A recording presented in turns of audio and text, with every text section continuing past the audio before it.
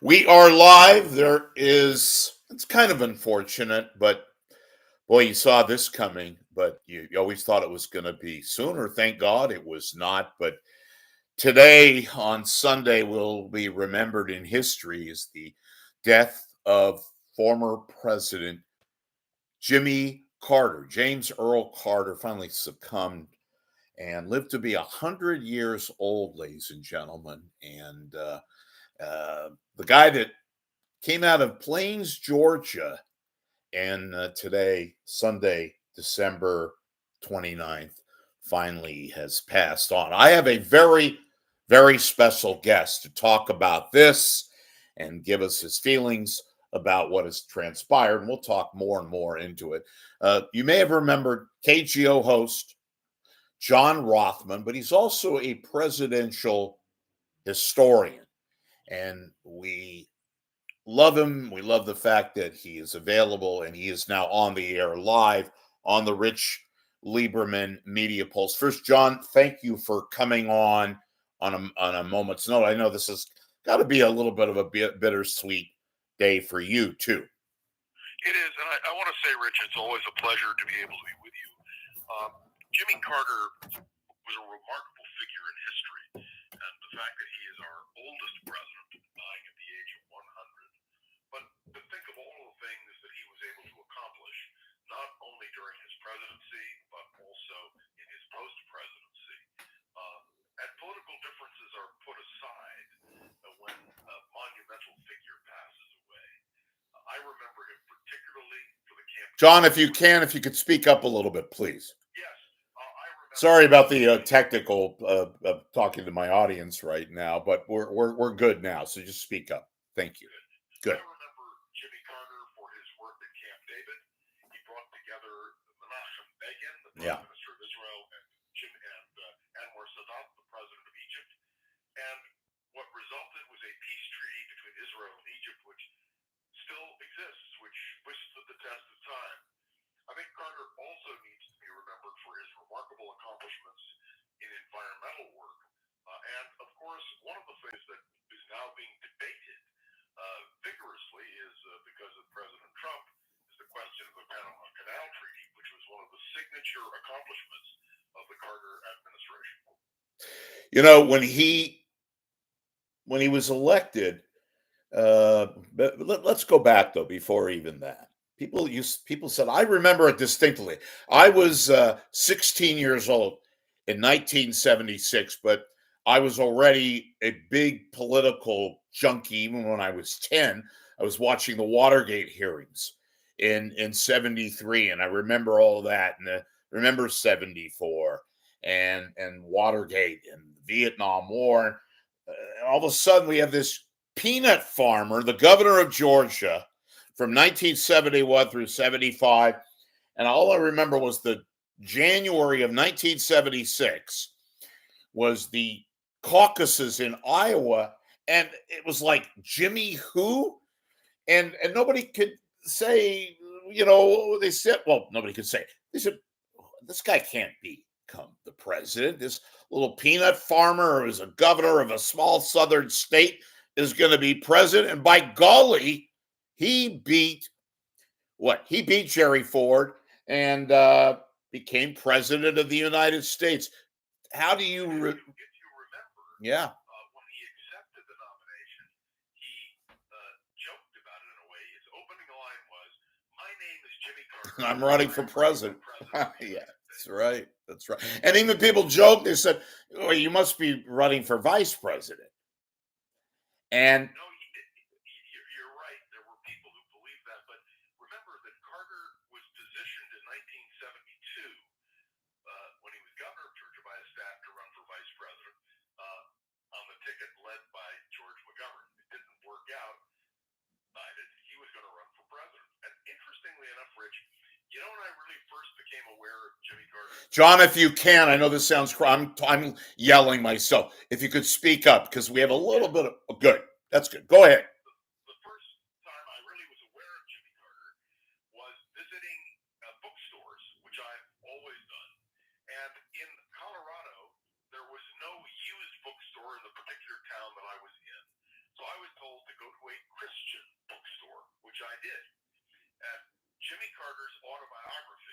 Right. Why Not the Best, was on the bestseller table in that bookstore. And I realized at that moment that what Jimmy Carter was doing was mobilizing a constituency that had never been organized before, evangelical Christians.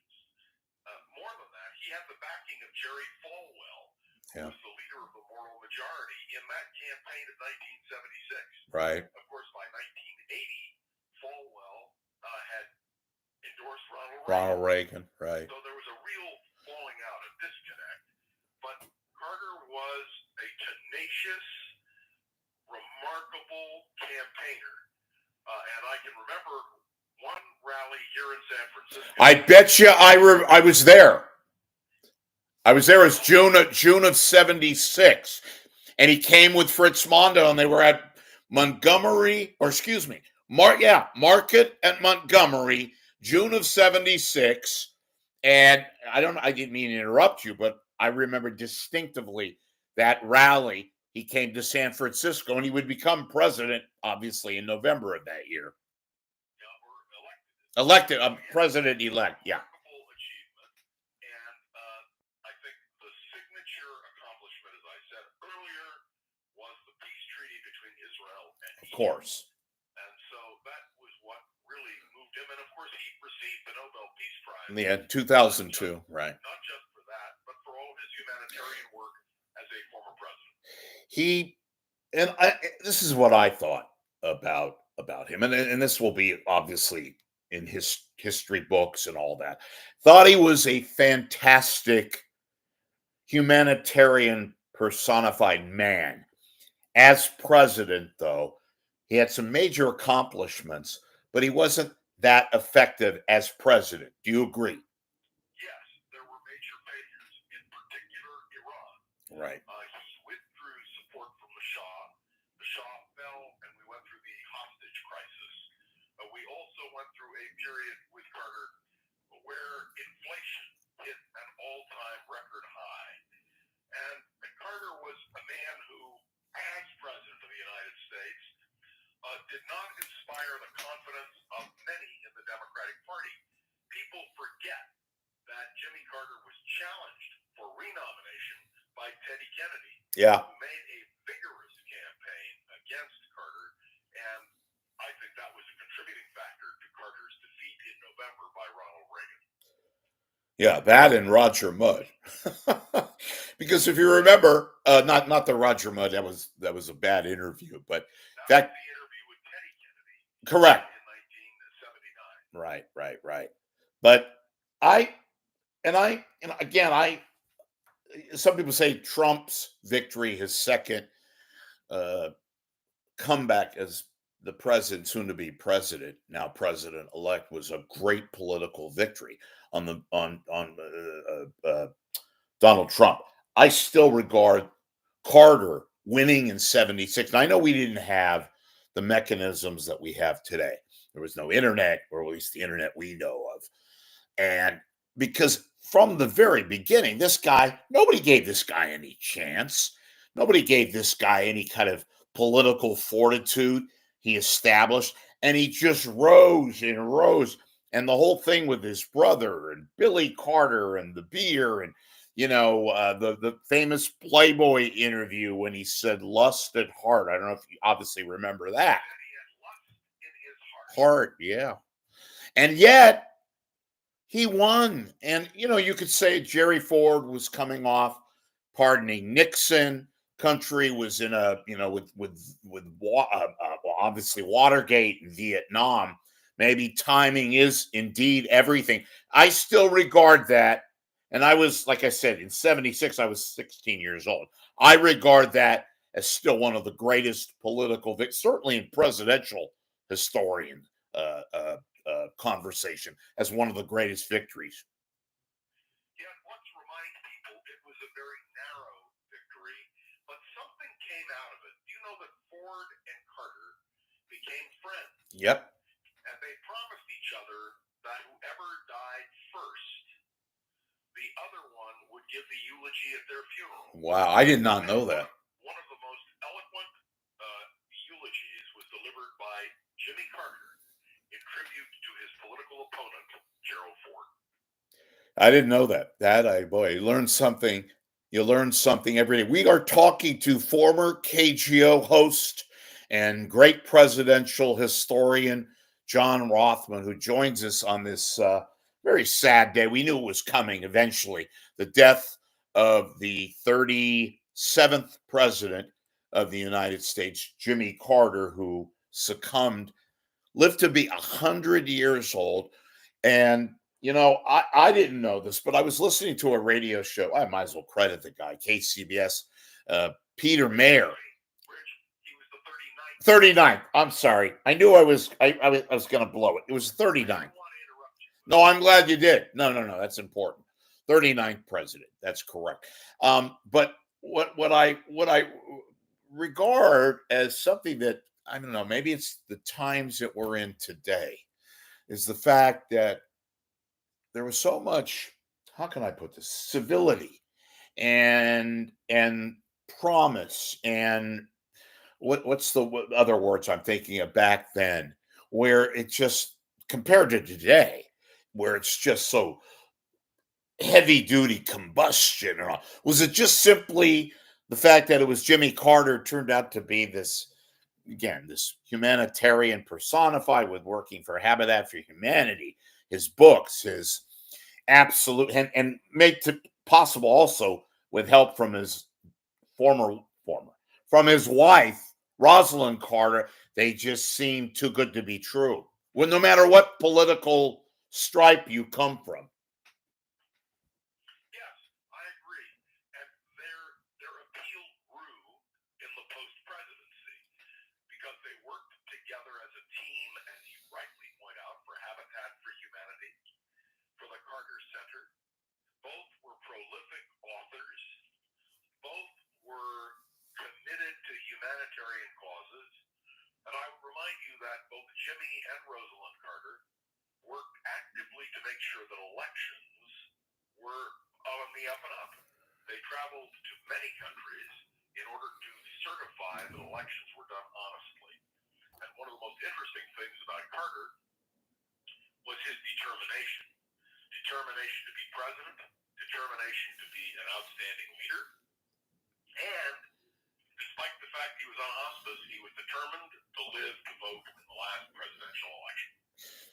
And he lived to be 100 years old, which he just turned last, I believe it was of March of earlier this year, obviously. Do you think, in you're a presidential historian and you've written about presidents, where would you rank Jimmy Carter in terms of overall effectiveness, terms of policy, and like, would you put him in? Well, let me just ask you the question: where would you place him? Most historians in the polls put him in the lower percentage. And he was the one. I didn't mean to interrupt. One-term president, obviously.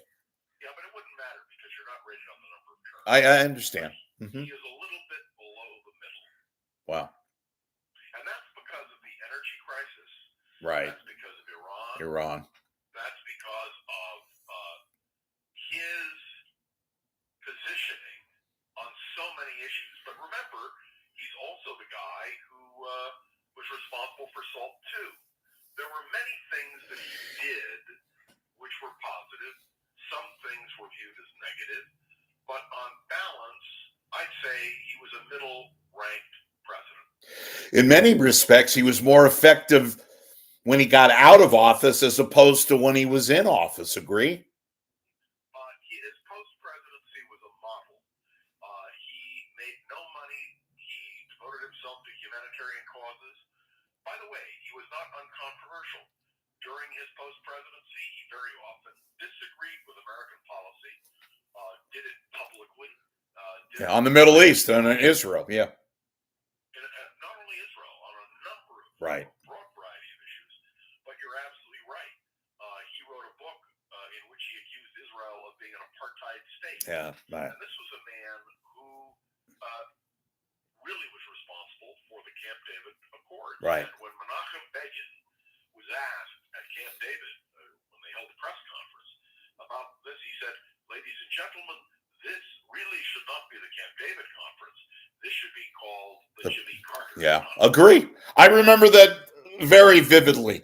And I thought to myself, look at this. You got Menachem Begin, an ultra right wing Likud guy, and you have Sadat coming to Israel speaking before the Knesset. And ultimately, in 1979, it obviously evolved in 1978, you had the Camp David Accords and Jimmy Carter right there alongside Sadat, alongside Menachem Begin.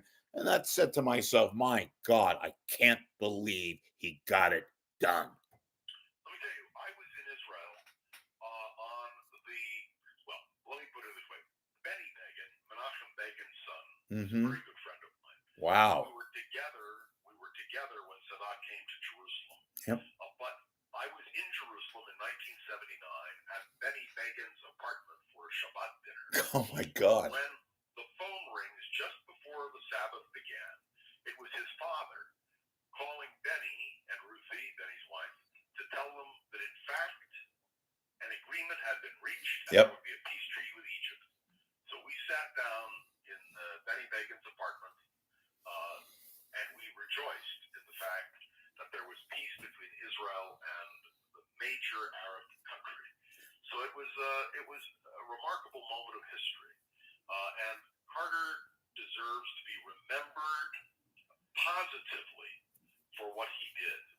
So this is part of it. And let me tell you, as Donald Trump raises the issue of the Panama Canal Treaty, let's remember that it was in fact Jimmy Carter who got the Panama Canal Treaty through the Congress. Right. And if you remember, no, I do. Interesting point.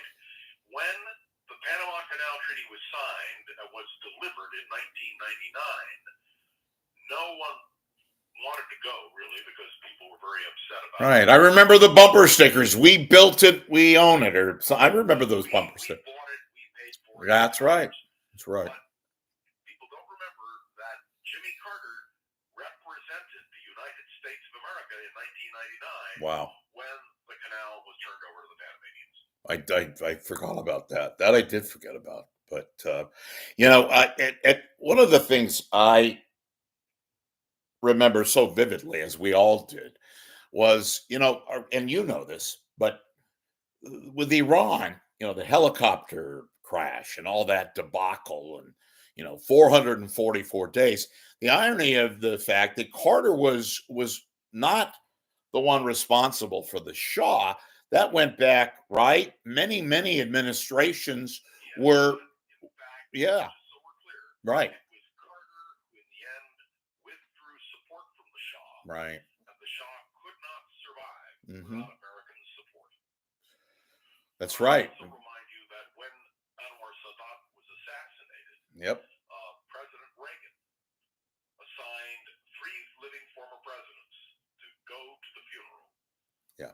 Nixon, Ford, and Carter. Carter. And in fact, there was a funny joke told by Bob Dole, who said, "Hear no evil, see no evil, and evil." It's very good. But it's important to note that it was on that trip to the Sadat funeral in 1981 right. that the relationship between Gerald Ford and Jimmy Carter was really established. Do you think, and I'm going to ask you a couple of questions. I know you got to go. You're busy because you're getting a lot of calls, but and this sounds kind of like a crazy question, but you'll understand why I'm giving you a preamble. Do you think Trump will go to the funeral?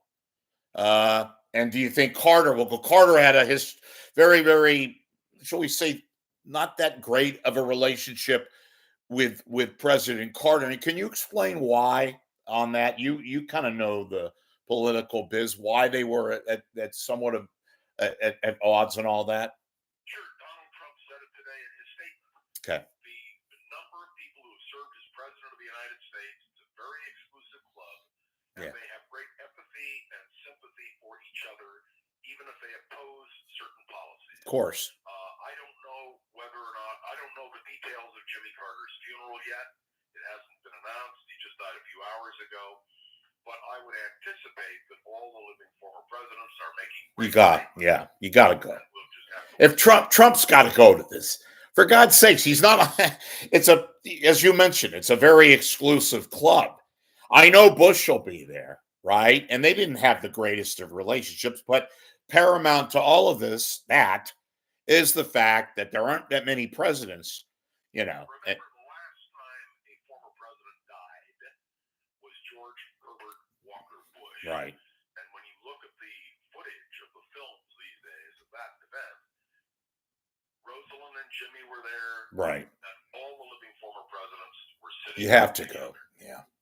Yeah. And I know Bush. Let's not go on that on that. So that, and I was going to ask you again, and I asked it if you could, the relationship between Jimmy Carter and Bill Clinton was not that great. Can you explain why? Yeah, they had differences of policy and vision. And you have to understand that even when there are differences of policy and vision, these former presidents have all had the unique position of President of the United States.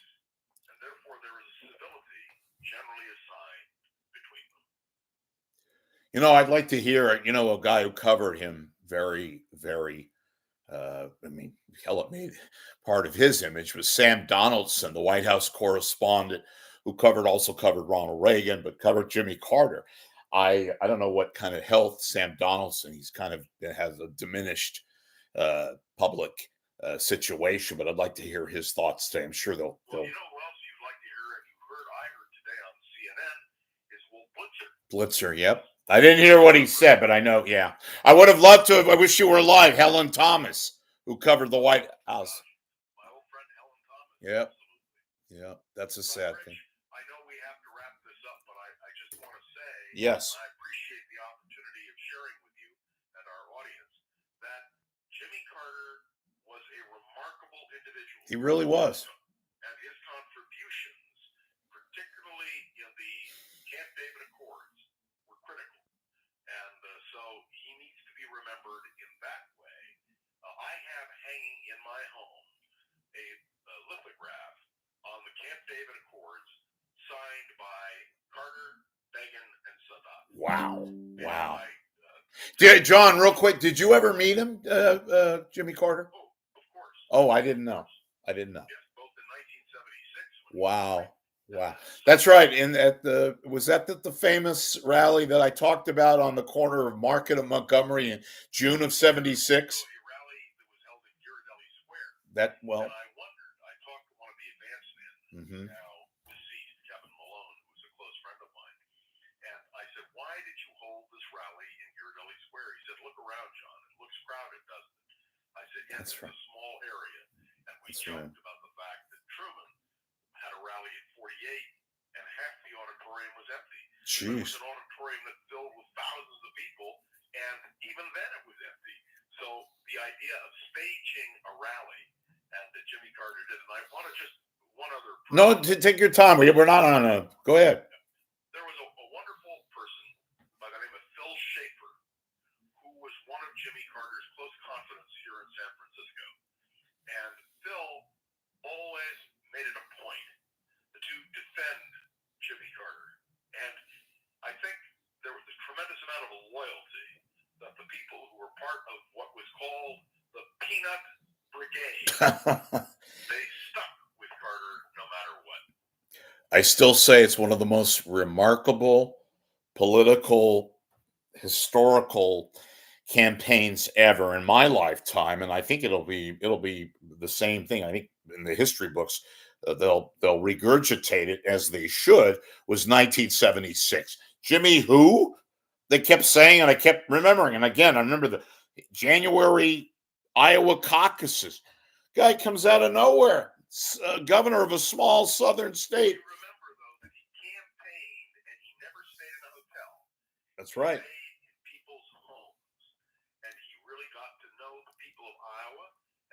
Iowa caucus on the map.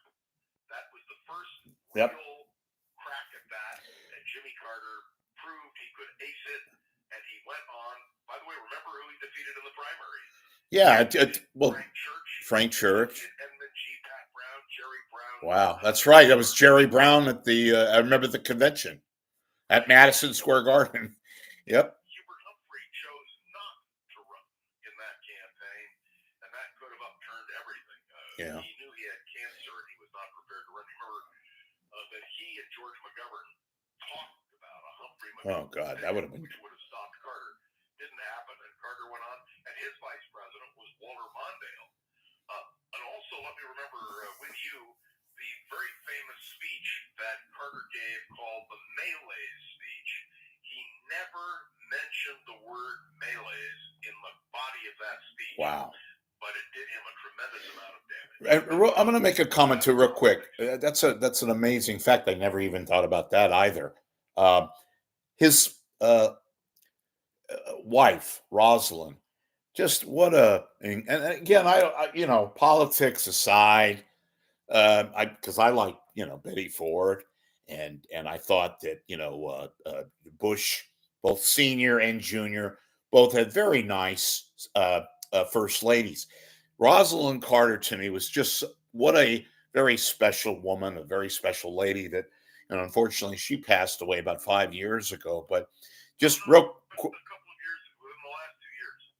Oh, I thought it was 5 years ago. Okay. No, she just passed away. That's right. Okay. Well, 2 years. But I thought a remarkable woman and what she had to win. She was the first lady to attend cabinet meetings and participate in cabinet. Jeez, I didn't know that. I did not know that. I should. You know that they also read the Bible every day and they Yeah. read it in Spanish. Wow. I did that again. You learn a lot from talking to John Rothmann. John, I'm so happy we had him again. I'm obviously dismayed. We have to talk about this, but we knew it was coming. And hell, I mean, this guy just made it to a point where just when I heard about it, a few hours ago, I'm like, oh my God, but life is cruel sometimes. But Jimmy Carter will be noted as just one of the great ones in terms of humanity, in terms of presidential history and so forth, even though he may have had some political shortcomings. Thanks for coming on the show. As always, appreciate your being here and participating in this historical day. Thank you, Rich, for having me. I appreciate it, and I appreciate you. I appreciate you too. Thank you very much. All right, that's John Rothmann. Today we mourn the loss of former President Jimmy Carter, who passed away today at the age of 100. Thanks for watching. Thanks, John. We'll see you later.